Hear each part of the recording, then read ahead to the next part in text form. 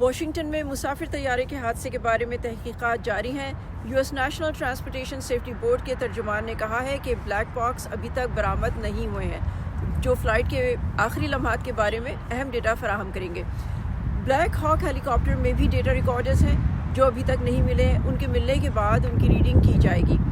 تباہ شدہ جہاز اور ہیلی کاپٹر کا ملبہ Ronald Reagan Washington National Airport پر ہینگر 7 میں محفوظ کیا جا رہا ہے۔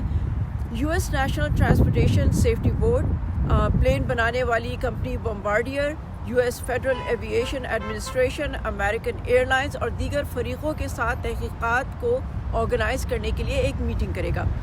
U S National Transportation Safety Board air traffic control کی ریکارڈنگ کی ٹیپ حاصل کر رہا ہے۔